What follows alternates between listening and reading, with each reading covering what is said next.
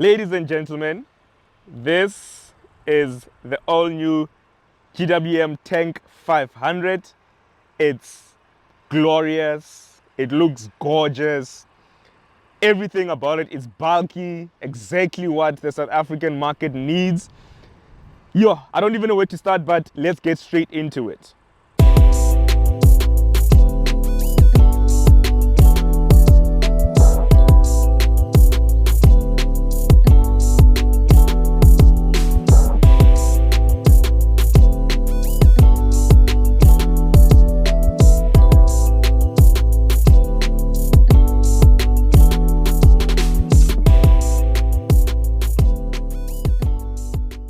All right, ladies and gentlemen, GWM Tank 500. And here goes past one. Now, it's a looker. It is a looker. At the front, you've got this massive grille. It's in chrome, and I think it works so well on here because obviously this black color, and you just saw another color that just went past by now, but I think that in this color, it works glorious. That chrome bits, shiny bits do come out, and you do know how the Chinese love, to show off, and this is the way of them showing off, and I think that, they've done that quite well. They've got these massive headlights at the front here, which I think are going to be quite bright at night. I haven't driven at night yet, as well as the fog lamps on there, which are also like a quad look in terms of the fog lamps. And then coming to the side, before I even go to the side, just look at how bulky this thing look at the bonnet. You've got all these, beefy looking lines that run across the bonnet. And I think it looks really, really imposing. I'm yet to see one driving behind me, but I do think that it will cause quite a stir with it behind you. I've got a camera right by the badge, obviously that massive tank badge, and I think it just looks good. Not really a skid plate or a metal plate that's protecting that underbody, but I think that it will work. And then you come across the side here, you've got these massive chrome 20-inch wheels wrapped in continental rubber, and it's been quite good as we've been driving in George, on the road. I'm yet to drive off-road, but I do think that they've been working quite well. Then you've got this massive wing mirror.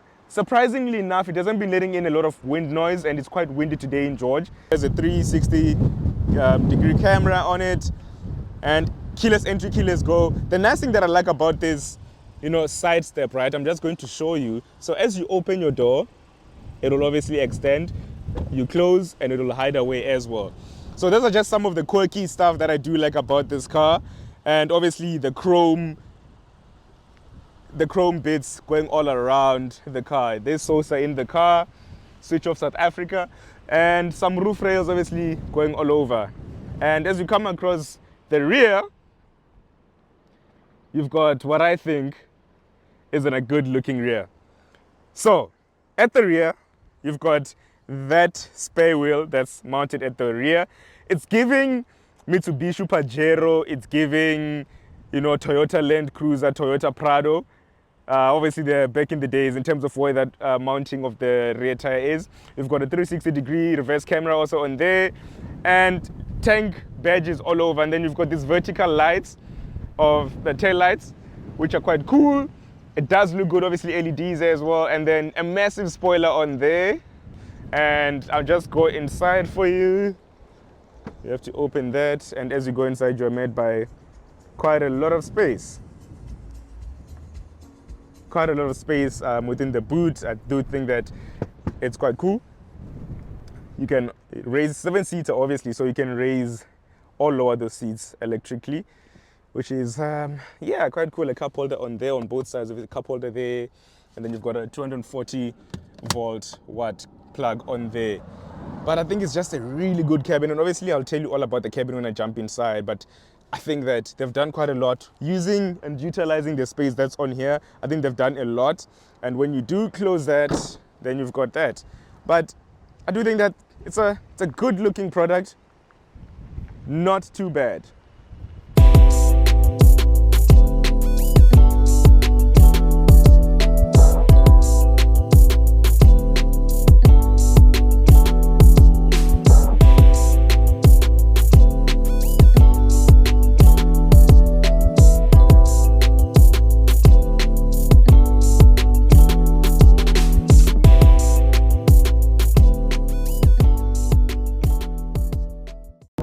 So the interior of the GWM Tank 500, I think, is one of the most plushiest, if not the greatest interior in the segment. You get these fine leather seats, which are heated, ventilated, and massaged. Both rows heated and ventilated and massaged, and the other row just heated and cooled. And obviously you come in, you've got this massive 14.6 infotainment with Apple CarPlay and Android Auto wirelessly. You've got this tank watch on there, which for me just looks too tacky. I think they should have just taken out the tank in it and just left it as a watch. You have all these buttons on here which do work, but they bring up all options which are on the infotainment screen. And then you've got your gear selector knob, which you've obviously seen in the Tank 300. And all your off-road settings are on one end, and then obviously all your park settings on the other. And I think that's quite cool. Storage on here for your cup holders, as well as some space in there, which is quite massive. And then you've got your USB ports down here, and then that frees obviously a lot of space, and it's quite cool for your phone as well. You can also need your cable through from here all the way up here, and it'll come out on top there, which is, I think, a really cool touch. Your steering wheel is heated and obviously multifunctional, and then you've got this display on here, which is, I think, one of the best displays, and displays almost everything that you need.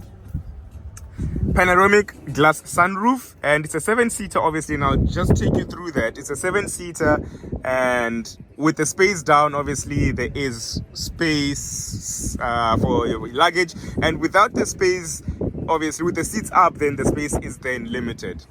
I do love this wood grain finish, which I think is exquisite. You've got this infinity speaker, which sounds speakers in the car, which sounds really, really incredible. And I think they've put a lot of work into the car.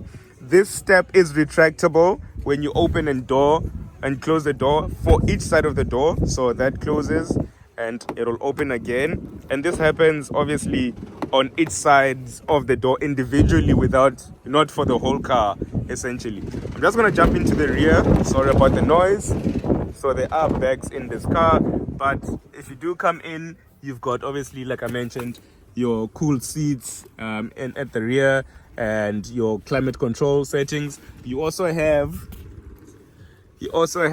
sorry, this I'll just do that. You also have sunshade, which is quite cool. And then 7th row, there's the space, and you've got cup holders there. You know, I think it's a good car.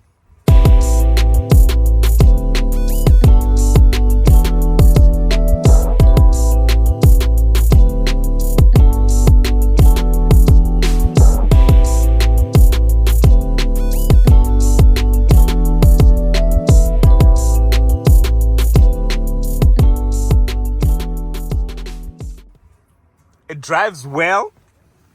That 255, you're only getting the hybrid choice here, and that is the 2-liter hybrid, 255 kilowatts and 658 newton meters of torque, 9-speed automatic. Yes, it's 255 kilowatts. It does not feel like 255 kilowatts for me.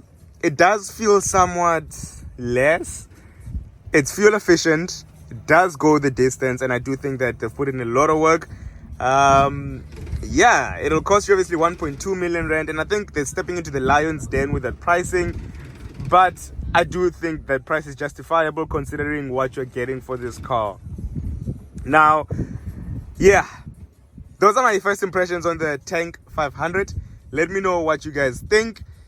But I do think that GWM is not here to play anymore. They are saying playtime is over, and really taking the fight to the likes of the Land Cruiser Prado as well as the Everest Platinum.